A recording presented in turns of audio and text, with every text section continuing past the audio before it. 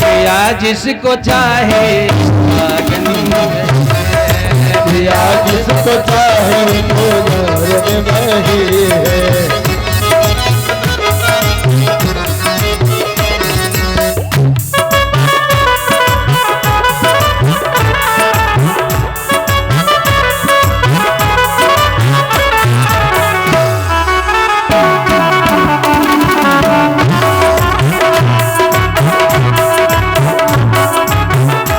इधर भगवान पहुंचे, रुक्मिणी को रथ पर बिठा करके चल दिए।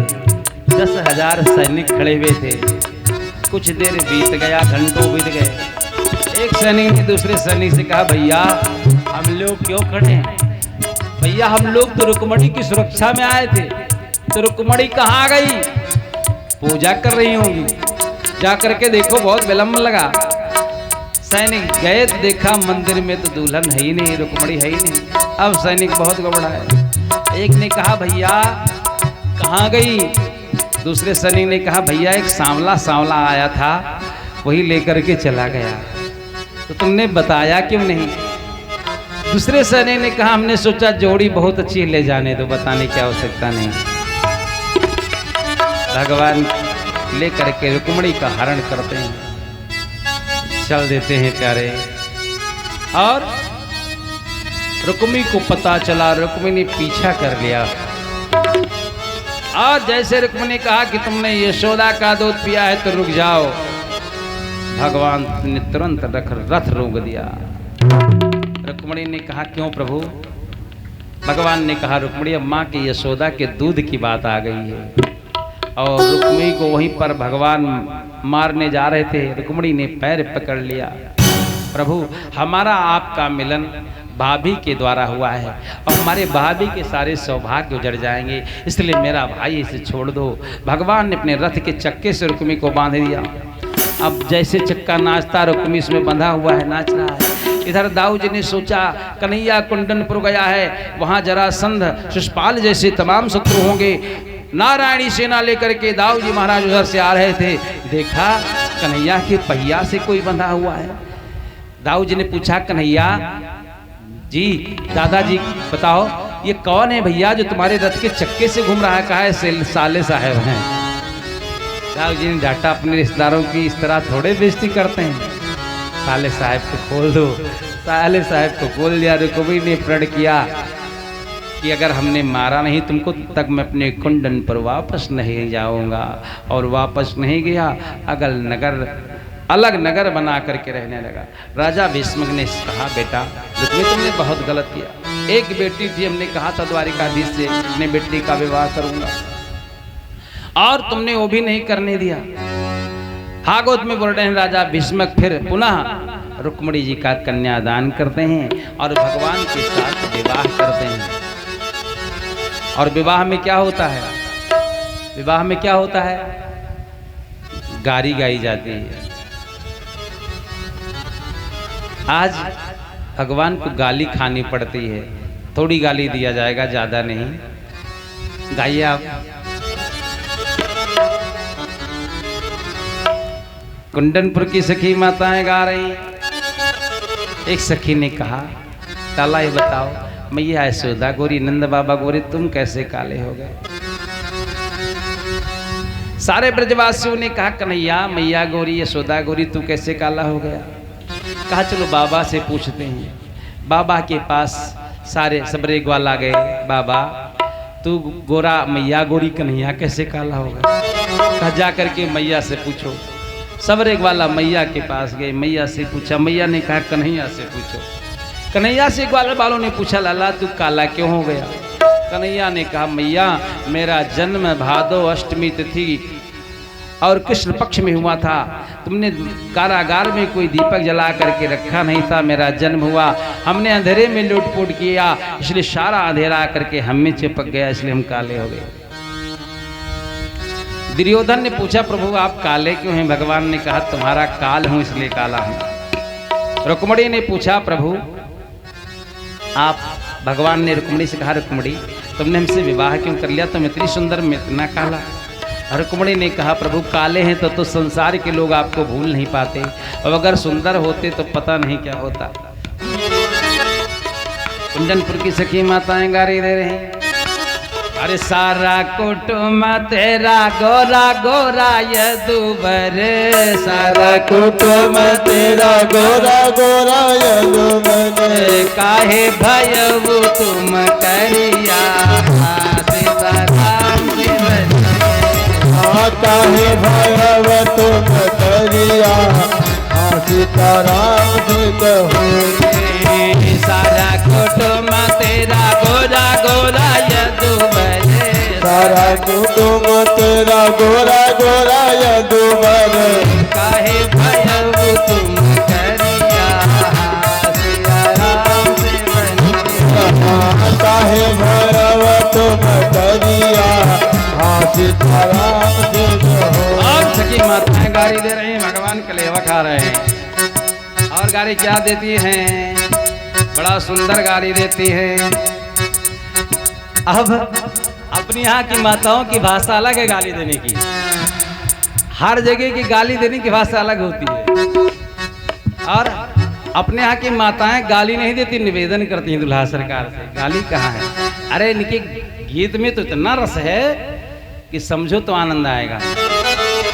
दोनों भाइयों में चाहे जितना विवाद हो, लेकिन जैसे भतीजे का विवाह हुआ और बड़े भाई ने चाचा को, छोटे भाई को बारात नहीं कहा, लेकिन जैसे ये बैठेंगी, दुल्हा तैयार करेंगे, तैसे गाएंगी। क्या गाएंगे? अरे बेदियई बैठी दुल्हे रामा, चारू वरिया निहारे, कहाँ गए चाचा हमारे, सूर्य देश ब्याहन जावे, कहाँ गए चाचा हमारे, सूर्य देश ब्याहन जावे। और चाचा को जैसे चाचा के कान में ये शब्द सुनाई पड़ा, चाचा तुरंत आवाज लगाई, नहीं सुनती हो क्या? अरे कहाँ रखे हो पैंट शर्ट? क्या हुआ? अरे भतीज की शादी है, जाना तो आवश्यक है। कहा तो हो कि न जावे तक तो तैयार होइए। अरे भाई से तो झगड़ा है, भतीज से तो है नहीं। प्यारे इन माताओं के गीत में इतना रस होता है। अरे गारी मधुर स्वर देहि सुंदरी, गारी मधुर स्वर देहि सुंदरी, व्यंग भजन सुनावहि, सिया राम जी भजो, व्यंग भजन सुनावहि, सिया राम जी भजो।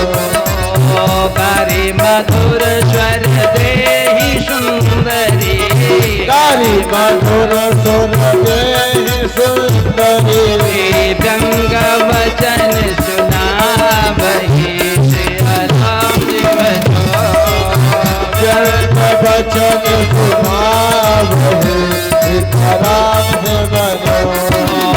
भोजन करहि सुरयति विलंब करे, भोजन करे सुरयत विलंब करे, जहाँ विनोद सचुकावहि, सिया राम जी भजो, जहाँ विनोद सचुकावहि, सिया राम जी भजो। राघवेंद्र सरकार की जय हो। ज्यादा गाड़ी ने कहा अपनी रात बीत जाए गाड़ी गाओ गाओ। इस तरह से मधुर गालियां हुई। भगवान का पहला विवाह हुआ। अभी भगवान की कितने विवाह बाकी हैं? 16,107। अब एक विवाह में इतना देर लाग है तो बताओ कस कराई, जल्दी कराई कि देर कराई? ब्याह में 2 मिनट वाला कराई कि थे पत्रकार महोदय उंगली उठाओ तो 2 मिनट में करा दियो फट से। आज का समाज चाहता नहीं कि वैदिक रीति से शादी हो, तो पंडित जी के कौन दोस्त खूब नचिए गई हैं, जयमाल डरी हैं, आशीर्वाद दे हैं, 4 बज जाई। जब सब समय बीत जाई, पंडित जी जल्दी करो, पंडित जी जल्दी करो। पंडित जी एक मंत्र में विवाह कराए दीन। मंगलम भगवान विष्णु मंगलम गरुड़ध्वजा मंगलम पुंडरीकाक्ष मंगलाय तनो हरि। बसाले भरम डिवोर्स होएगा, मार पीट के काम खत्म। चलो भैया पत्रकार महोदय का आदेश है तो 2 मिनट में विवाह कराया जाए। पहला विवाह भगवान का रुक्मणी से। और दूसरा विवाह जामवती से हुआ। जामवती कौन है? जामवंत की बेटी हैं। इनसे विवाह कैसे हुआ? एक राजा शस्त्राजित थे। शस्त्राजित सूर्य भगवान के बहुत बड़े उपासक थे। बड़ी तपस्या किया, भगवान सूर्य नारायण प्रसन्न हो गए और शस्त्राजित को सामांतक मणि दे दिया। भगवान द्वारिकाधीश बैठे थे सभा में, शस्त्राजित सामंतक मणि को धारण करके पहुंचे। सब लोगों ने कहा प्रभु ये इतना सारा प्रकाश कहाँ से आ रहा है, इतना उजाला, लगता है भगवान सूर्य आ गए हैं। भगवान हंसने लगे, नहीं नहीं, ये शस्त्राजित को भगवान सूर्य ने मणि दी है और शस्त्राजित मणि धारण करके आ रहे हैं। शस्त्राजित पहुंचे, भगवान ने कहा घबराओ ना, 10 मिनट में ब्याह कराई थे। आलग मौत गवैया खाते हैं, कहे परेशान। बोलो शंकर भगवान की जय हो।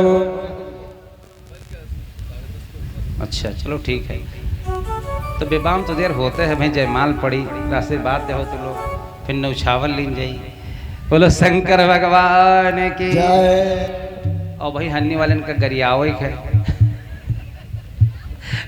बोलो शंकर भगवान की जय हो।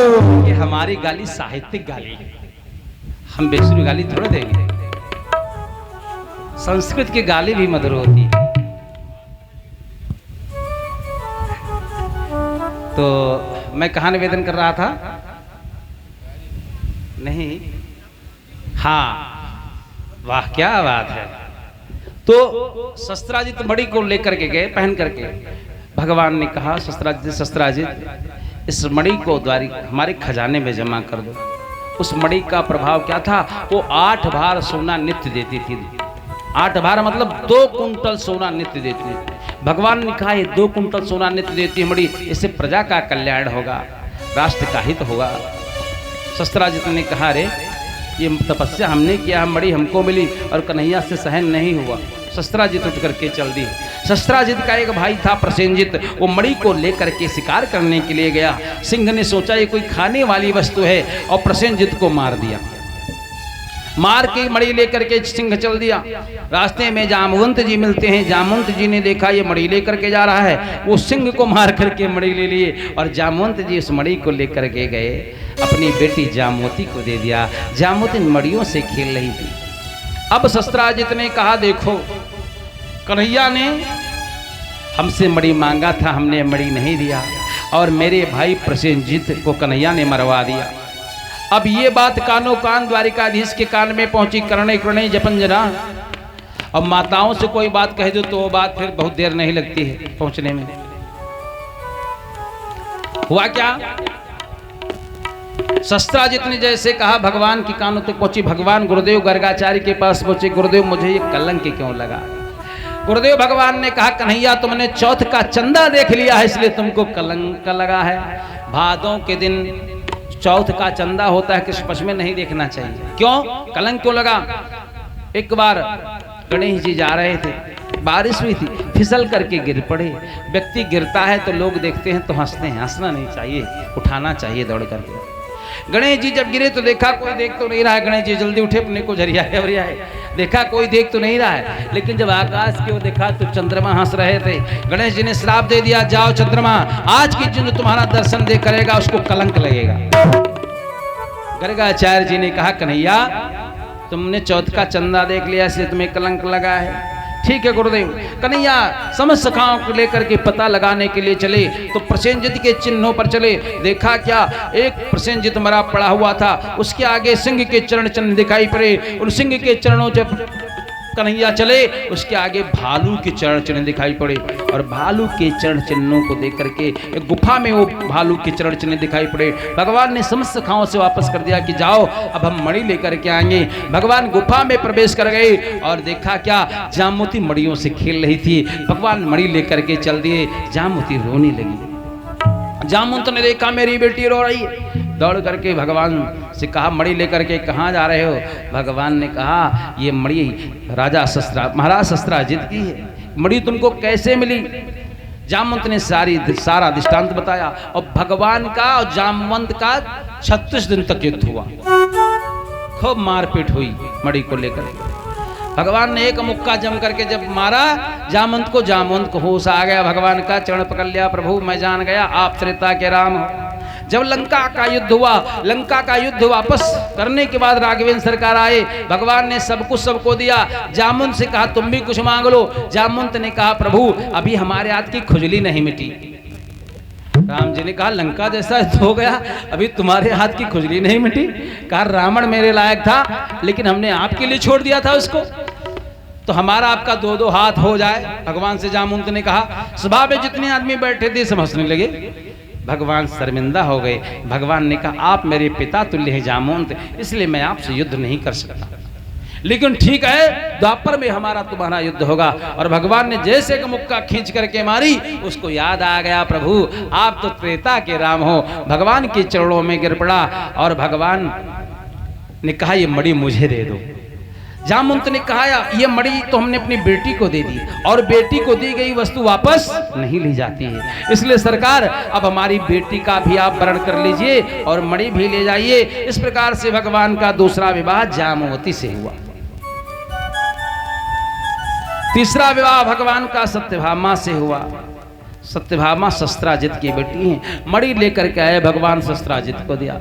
शस्त्राजित ने अपनी गलती को स्वीकार किया, भगवान से क्षमा याचना करी, प्रभु ये मणि आप ही रखिए। भगवान ने कहा नहीं शस्त्राजित, अब मणि मैं नहीं रखूंगा, प्रभु मेरी बेटी भी लीजिए और मणि भी लीजिए। भगवान ने कहा आपकी बेटी को स्वीकार कर लेंगे, लेकिन मणि हम स्वीकार नहीं करेंगे। और इस प्रकार से भगवान का सत्यभामा से तीसरा विवाह हुआ। चौथा विवाह भगवान का कालिंदी से हुआ। ये कालिंदी सूर्य भगवान की पुत्री हैं। पांचवा विवाह भगवान का नागमती से हुआ जो अरविंद की बहन है। छठा विवाह भगवान का भद्रा से हुआ। सातवां मित्रविंदा से हुआ और आठवां विवाह भगवान का लक्ष्मणा से हुआ। इस प्रकार भगवान के 8 विवाह हुए। अभी 16,100 विवाह बाकी हैं। 8 विवाह हुए। एक बहुत बड़ा राक्षस था जिसका नाम था भौमासुर। उसकी उत्पत्ति भौम से हुई थी, पृथ्वी से हुई थी। भौमासुर, नरकासुर। ये भौमासुर दैत्य राजाओं की कन्या को ला करके जेल में बंद कर लेता था। इसका प्रण था जब 16,108 कन्याएं होंगी तब मैं विवाह करूंगा। इसका मंत्री था मुर, वो इसकी किले की रक्षा करता था। ये खबर किसी ने भगवान को बता दी।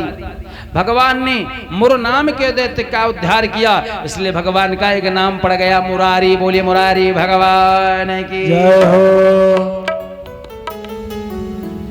और उन 16,000 कन्याओं को, 16,100 कन्याओं को कारागार से मुक्त किया। कहा अब तुम लोग अपने अपने घर जाओ। कन्याओं ने कहा प्रभु अब इसने हमारा हरण किया, अपने कारागार में बंद करके हमको रखा, अब हमें माता पिता समाज स्वीकार नहीं करेगा, अब हम कहाँ जाएं। तो प्यारे जिसको संसार ठुकरा देता है उसको हमारा कन्हैया अपना लेता है, उसको भगवान अपनाता है। जिसको संसार छोड़ देता है उसको मेरा राघव अपनाता है, मेरा केशव अपनाता है।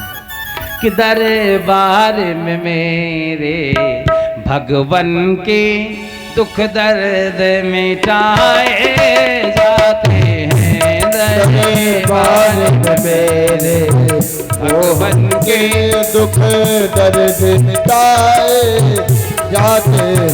दुनिया के सताए लोग यहाँ सीने से लगाए जाते हैं।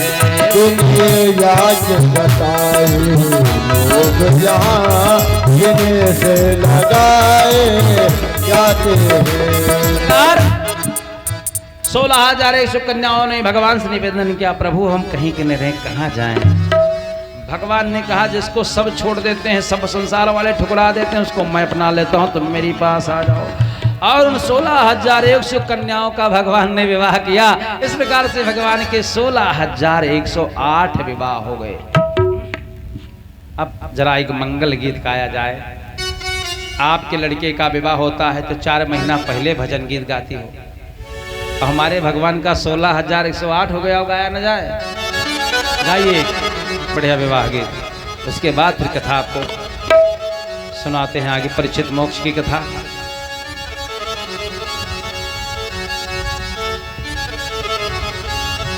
आओ मेरी सखियों मुझे मेहंदी लगा दो, मेहंदी लगा दो मुझे ऐसा सजा दो, मुझे श्याम सुंदर की दुल्हन बना, मुझे श्याम सुंदर की दुल्हन बना।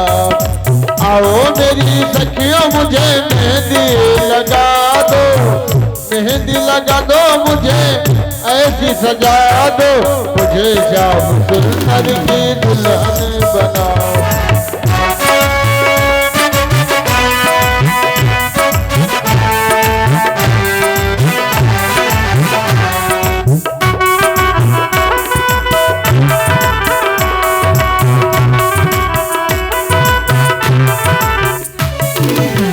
सत्संग में मेरी बातें चलाई, सत्संग में मेरी बात चलाई, सतगुरु ने मोरी कीनी सगाई, सतगुरु ने मोरी कीनी सगाई। उनको बुला के हथेलीवा तो करा दो, उनको बुला के हथेलीवा तो करा दो, मुझे श्याम सुंदर की दुल्हन बना, मुझे श्याम सुंदर की दुल्हन बना दो।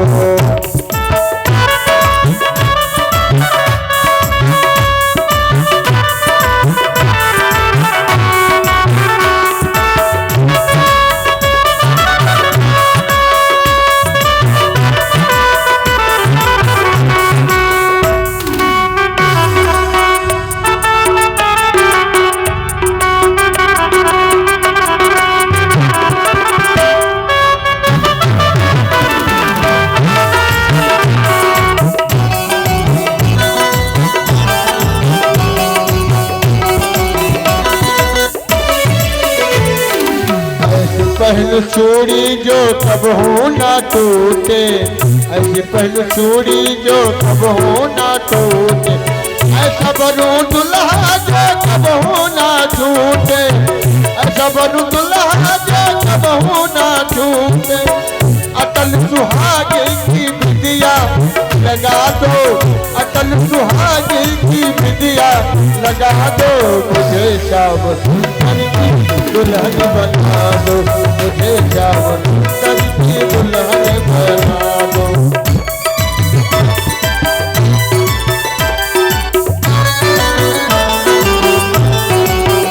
मोहे अपने दुल्हन बना ले, मोहे अपने दुल्हन बना ले, श्याम तेरी दीवानी हुई है, श्याम तेरी दीवानी हुई है।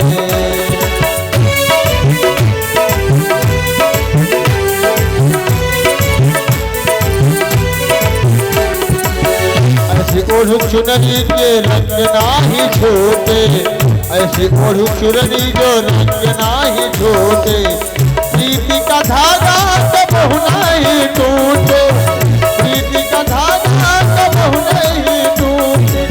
आज मोरी मोतियन से मांग तो भरा दो, आज मोरी मोतियन से मांग तो भरा दो, मुझे श्याम सुंदर की दुल्हन बना दो, मुझे श्याम सुंदर की दुल्हन बना दो, मुझे श्याम सुंदर की दुल्हन बना दो, मुझे श्याम सुंदर की दुल्हन बना दो। राघवेंद्र सरकार की जय हो, राधा माधव भगवान की जय हो। इस प्रकार से भगवान के 16,108 विवाह हुए। कुछ दिन के बाद भगवान के यहाँ एक पुत्र पैदा हुआ जिसका नाम है प्रद्युम्न। एक दैत्य था राक्षस जिसका नाम था शंबरासुर। शंबरासुर ब्रह्मा जी के पास गया और कहा हमारी मृत्यु किससे होगी। ब्रह्मा जी ने बताया कि तुम्हारी मृत्यु भगवान कृष्ण के पुत्र प्रद्युम्न से होगी। इधर भगवान कृष्ण के यहाँ एक पुत्र प्रद्युम्न पैदा हुआ।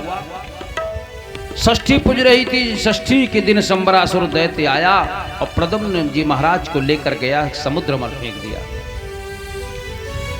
जैसे समुद्र में फेंका, एक मछली मुंह खोल करके सांस ले रही थी और प्रद्युम्न जी महाराज मछली के मुख में चले गए। और जैसे मछली के मुख में गए तुरंत वो मछली एक मछुआरे के जाल में फंस गई और वो मछली फिर संबरासुर के यहां पहुंच गई। वो मछली संबरासुर की पाकशाला में गई। मछली का जब उदर का भेदन किया गया तो इससे एक सुंदर बालक निकला और वहां पाकशाला की अध्यक्षा थी विद्यावती। ये विद्यावती कौन है? संबरासुर भगवान शंकर की तपस्या किया, भगवान शंकर प्रसन्न हुए, प्रकट हुए। संबरासुर से कहा वरदान मांगो। संबरासुर ने कहा कि हमको कामदेव की पत्नी रति देवी मिल जाए। भगवान शंकर ने तथास्तु कह दिया। इधर विद्यावती ने भी बहुत बड़ी तपस्या किया, भगवान शंकर प्रकट हुए। विद्यावती से कहा विद्यावती वरदान मांगो। रति देवी से कहा, रति विधि ने कहा कि हमारे पति कामदेव हमको मिल जाएं। भगवान शंकर ने तथास्तु कह दिया। रति देवी ने कहा प्रभु आपने उधर संबरासुर को हमें प्राप्त करने के लिए वरदान दे दिया है, उधर मुझे वरदान दे रहे हो कि मेरा पति मुझे मिल जाए। भगवान शंकर ने एक योग विद्या सिखाई रति देवी को, कहा इस विद्या से जब इस विद्या का तुम प्रयोग करोगी तो संबरासुर तुम्हारा स्पर्श नहीं कर पाएगा। और भगवान शंकर ने वो विद्या रति को सिखाई। आज वही रति देवी संबरासुर के यहाँ विद्यावती बन करके उनकी पाकशाला की अध्यक्षा है, जिसकी रसोइयां बनाती हैं विद्यावती। बालक निकला, उस बालक की विद्यावती पालन पोषण करती, सेवा शुश्रूषा करती। एक दिन नारद जी पहुंच गए। नारद जी ने कहा विद्यावती ये जानते हो कौन है? कौन है? कहा जाको राखे साइया मारी सके न कोई, बाल नवा का करी सके चाहे सब जग वैरी। देवी ये जानते हो कौन है? नारद जी ने सारी घटना बता दी। इनका जन्म हुआ द्वारिका में। संबरासुर ने लाकर इनको समुद्र में फेंका और एक मछली ने तुरंत इनको ले लिया। वो मछली आपकी पाकशाला में आ गई और मछली से जो बेटा मिल रहा है ये कौन है? विद्यावती ने पूछा कौन है? कहा ये तुम्हारे पतिदेव कामदेव जी हैं। अब विद्यावती खूब बढ़िया बढ़िया रसायन बटी इनको खिलाती, खूब दूध घी रबड़ी मलाई खिलाती कि जल्दी से जवान हो जाएं। और जब युवान हो गए प्रद्युम्न जी महाराज तो विद्यावती का हाव भाव बदल गया। प्रद्युम्न जी महाराज ने कहा देवी मैं तो आपके बालक जैसा हूँ, आपने हमारा पालन पोषण किया है, आपका हाव भाव मेरे प्रति क्यों बदल गया? विद्यावती ने सारी घटना बताई और कहा संबरासुर को मारा जाए। कैसे मारा जाए? जो विद्या व योग विद्या भगवान शंकर ने विद्यावती को बताई थी वो योग विद्या विद्यावती ने प्रद्युम्न जी महाराज को बताया और प्रद्युम्न जी महाराज ने संबरासुर का उद्धार किया। उद्धार करके आकाश मार्ग से विद्यावती और प्रद्युम्न जी महाराज द्वारिका पहुंच जाते हैं। प्रद्युम्न जी महाराज का एक बेटा है जिसका नाम है अनिरुद्ध। बाणासुर भगवान शंकर मृदंग भगवान शंकर नृत्य कर रहे थे सुरतांडव में। मृदंग बाणासुर ने 1000 भुजाएं थी बाणासुर की। 1000 भुजाओं से बाणासुर ने मृदंग बजाना प्रारंभ किया। भगवान शंकर प्रसन्न हो गए, कहा वरदान मांगो। कहा आप वरदान दे दो कि हमारे दरवाजे पर आप द्वारपाल बन करके खड़े रहो। ये बाणासुर बलि का बेटा है। भगवान शंकर ने कहा देखो कितना दुष्ट है, अब मुझे द्वारपाल बना लिया। भगवान शंकर द्वारपाल बन करके खड़े रहते। भगवान शंकर से कहा बताओ मुझसे कोई लड़ने वाला नहीं है। भगवान शंकर ने एक पताका दिया, कहा जिस दिन ये पताका तुम्हारी तिरछी हो जाएगी उसी दिन समझ लेना कि तुम्हारे घर में कोई लड़ने वाला आ गया। बाणासुर की एक बेटी थी जिसका नाम था उषा। उषा सपने में देखा कि एक बहुत सुंदर राजकुमार को देखा। उषा व्याकुल रहने लगी। ये बात बाणासुर को पता चली। बाणासुर ने चित्रलेखा से कहा, तमाम चित्रलेखा ने चित्र बना बना करके उषा को दिखाया लेकिन कोई पसंद नहीं आया। जब भगवान कृष्ण का चित्र दिखाया तो कहा हाँ ऐसी मिलती जुलती शक्ल है कुछ। फिर अनिरुद्ध जी महाराज की आकृति बनाई। उषा ने कहा हाँ यही इसी को मैंने सपने में देखा। चित्रलेखा ने अपने योग विद्या से द्वारिका से उठा करके अनिरुद्ध को सोडितपुर में ले आई। अब सोडितपुर में उषा के साथ अनिरुद्ध जी महाराज रहते थे। एक दिन मंत्री ने देख लिया। बाणासुर से कहा महाराज आप क्षमा करना, आपके बेटी के साथ कोई राजकुमार आपके घर में रहता है, बात करता है। बाणासुर ने पता लगाया, अनिरुद्ध देखा क्या अनिरुद्ध जी महाराज, और अनिरुद्ध को बंदी बना करके द्वारिकाधीश को पत्र लिखा। भगवान अपनी सेना लेकर के पहुंचते हैं युद्ध करने के लिए। देखा भगवान शंकर सुरक्षा में खड़े हैं त्रिशूल लेकर के। अब क्या करें, भगवान का कन्हैया का युद्ध हुआ। भगवान ने सोचा युद्ध करना शंकर जी से ठीक नहीं है। भगवान कृष्ण ने निद्रास्त्र बाण चलाया, भगवान शंकर को निद्रा आ गई, और निद्रा आ गई और भगवान ने बाणासुर की 1000 भुजाएं काट दी एक सुदर्शन चक्र से। इस प्रकार से बाणासुर का उद्धार किया। ये भागवत की कथा है। स्वामी सुखदेव जी कहते हैं, परीक्षित आज तुम्हारा 7वां दिवस है, श्रीमद् भागवत की कथा आपने श्रवण किया।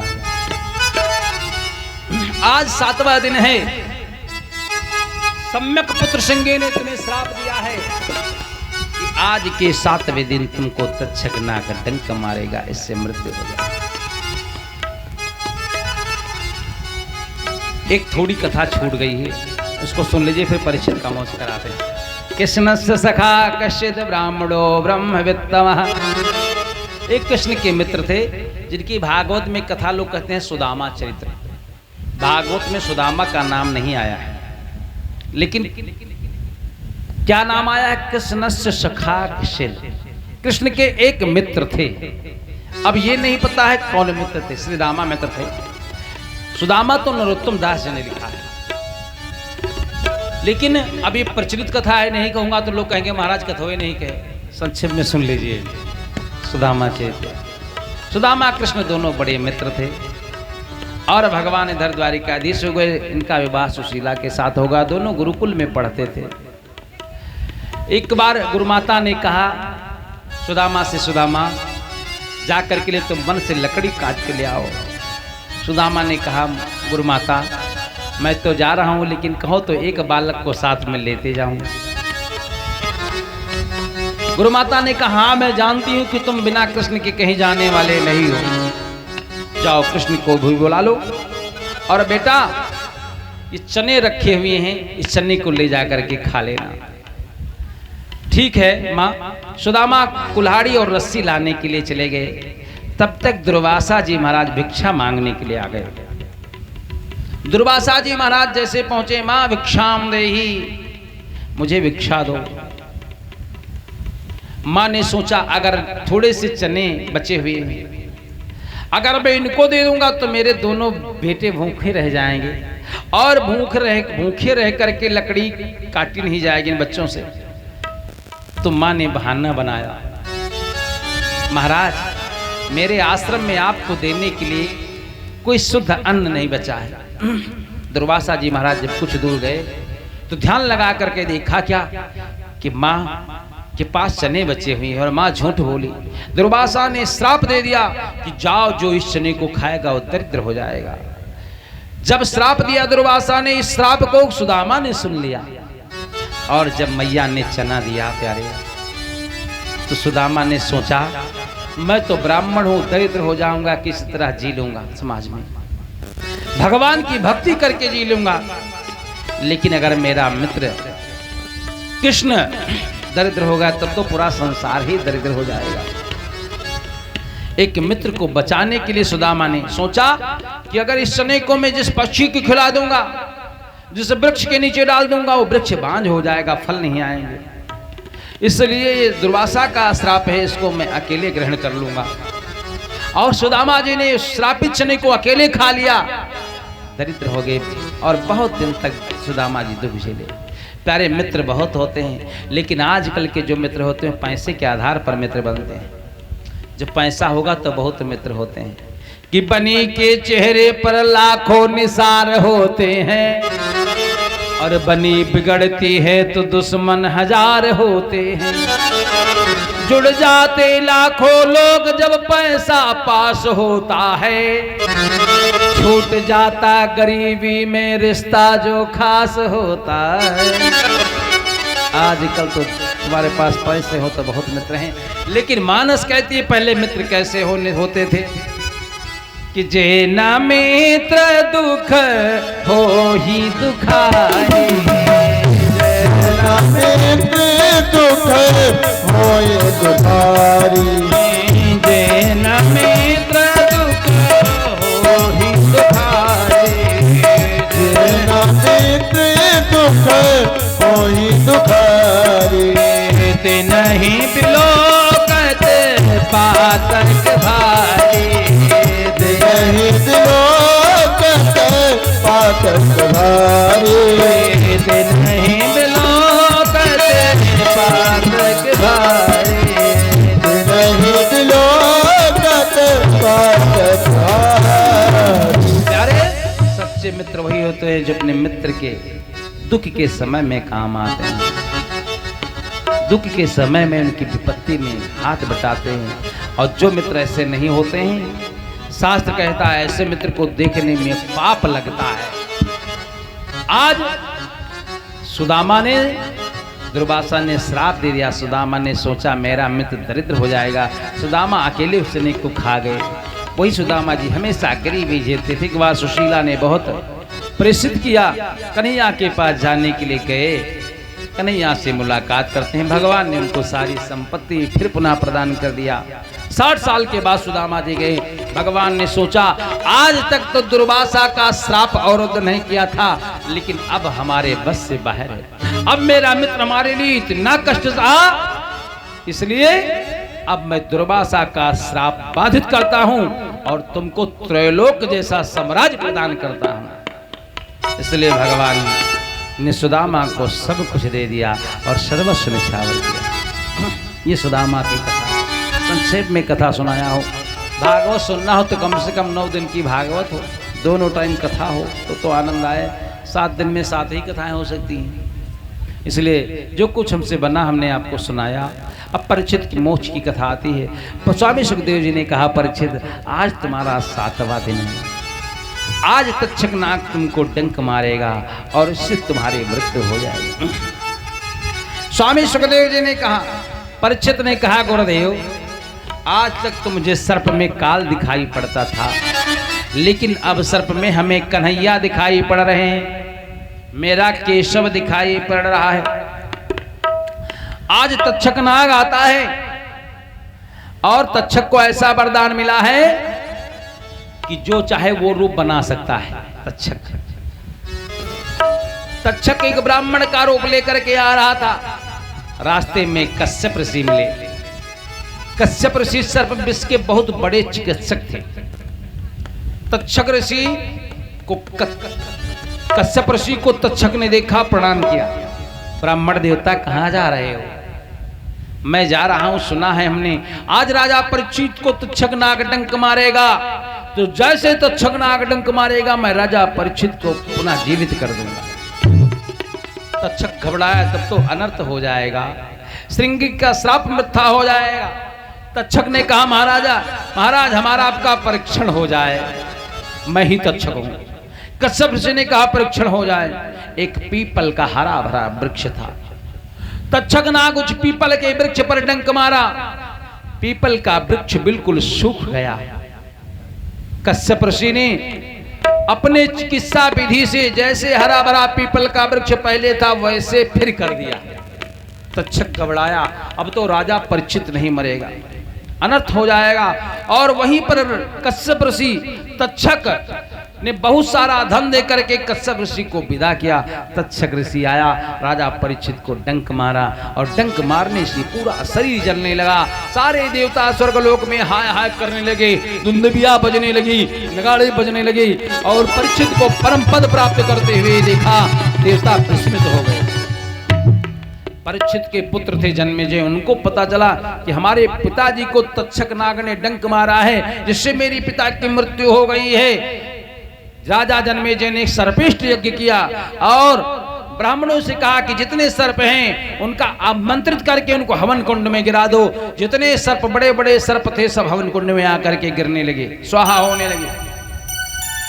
कुछ देर बीता, राजा जन्मेजय ने कहा, ब्राह्मण अभी सर्पों का अधम तक्षक क्यों नहीं आया जिसने मेरे पिता को डंक मारा है? तक्षक घबरा करके गया, इंद्र के सिंहासन से लिपट गया। ब्राह्मणों ने कहा कि तक्षक इंद्र के पास गया है, इंद्र के सिंहासन से लिपटा हुआ है। ब्राह्मणों ने कहा, जैसे जन्मेजय ने कहा, ब्राह्मणों तुम इंद्र के सहित अभिमंत्रित करके तक्षक सहित हवन कुंड में गिरा दो। ब्राह्मणों ने जैसे अभिमंत्रित किया, मंत्रों का आवाहन किया इंद्र सहित, तक्षक स्वर्ग से इंद्र और तक्षक हवन कुंड में गिरने लगा। देवगुरु बृहस्पति जी दौड़ करके आए और जन्मेजय को समझाया, बेटा ये करना अच्छा नहीं, ये मृत लोक है, जो आया है उसका मरना सुनिश्चित है। किसी की मृत्यु सर्प काटने से होगी, किसी की आग लगने से होगी, किसी की एक्सीडेंट से होगी, किसी की रोग से होगी, सबकी मृत्यु का अलग अलग तरीका से मृत्यु होगी। प्यारे, ये मृत लोक है, इसलिए सबका मरना सुनिश्चित है। इस प्रकार से देवगुरु बृहस्पति ने समझाया और जन्मेजय ने देवगुरु बृहस्पति का बड़ा सुंदर पूजन किया और कथा सुनाते हुए कहते हैं स्वामी कि व्यास जी महाराज ने 18 पुराण लिखे। पहला पुराण ब्रह्म पुराण लिखा, एक अध्याय में पुराणों का वर्णन है। दूसरा पुराण पद्म पुराण, तीसरा पुराण विष्णु पुराण, चौथा पुराण शिव पुराण, पांचवा पुराण श्रीमद् भागवत पुराण, छठा पुराण नारद पुराण और सातवां पुराण मार्कंडेय पुराण, आठवां पुराण अग्नि पुराण, नौवां पुराण भविष्य पुराण और 10वां पुराण ब्रह्मवैवर्त पुराण, 11वां पुराण लिंग पुराण और 12वां पुराण 12 पुराण, 13वां पुराण स्कंद पुराण और 14वां वामन और 15वां कूर्म, 16वां मत्स्य, 17वां गरुड़ और 18वां ब्रह्मवैवर्त पुराण। इस प्रकार से 18 पुराण लिखे। ब्रह्म पुराण में 10,000 मंत्र हैं, पद्म पुराण में 55,000 मंत्र हैं, विष्णु पुराण में 23,000 मंत्र हैं, शिव पुराण में 24,000 मंत्र हैं, श्रीमद् भागवत में 18,000 मंत्र हैं, नारद पुराण में 25,000 मंत्र हैं, मार्कंडेय पुराण में 9,000 मंत्र हैं, अग्नि पुराण में 15,000 मंत्र हैं, भविष्य पुराण में 14,500 मंत्र हैं, ब्रह्मवैवर्त पुराण में 18,000 मंत्र हैं, लिंग पुराण में 11,000 मंत्र हैं, बारह पुराण में 24,000 मंत्र हैं, स्कंद पुराण में 81,000 मंत्र हैं, वामन पुराण में 10,000 मंत्र हैं, कूर्म पुराण में 17,000 मंत्र हैं, मत्स्य पुराण में 14,000 मंत्र हैं, गरुड़ पुराण में 19,000 मंत्र हैं और ब्राह्मण पुराण में 12,000 मंत्र हैं। इस प्रकार से व्यास जी ने 12 पुराण लिखे और 12 पुराण लिख करके 4 लाख मंत्र लिखे। ऐसी श्रीमद् भागवत की कथा है प्यारे। श्रीमद् भागवत के 12 स्कंध हैं, 335 अध्याय हैं, 18,000 श्लोक हैं। इस प्रकार से सप्तम दिवस की कथा समाप्त हुई। हमने जो कुछ बना आप लोगों को श्रीमद् भागवत की कथा श्रवण कराया। हमारे हिंदुस्तान के पत्रकार भैया रमन शुक्ला जी, भैया कौशलाधीश शुक्ला जी, भैया हर्षित शुक्ला जी को आप लोग धन्यवाद ज्ञापित करें जो आपको मुफ्त में भागवत सुनाई, और उनको धन्यवाद ज्ञापित करें और भगवान से यही प्रार्थना करें कि हे प्रभु मेरे जीवन में भी ऐसा क्षण लाइए कि मेरे दरवाजे पर भी भागवत हो। ऐसा आप लोग संकल्प करें, क्योंकि धर्मम भागवते दधात, प्यारे धर्म भागवत की शरण में गया। और अंत में भगवान कहते हैं कि नाम संकीर्तनम यस्य, नाम संकीर्तनम यस्य सर्व पाप प्रणाशनम, सर्व पाप प्रणाशनम, प्रणामो दुख शमनः ते नमामि हरिम परम।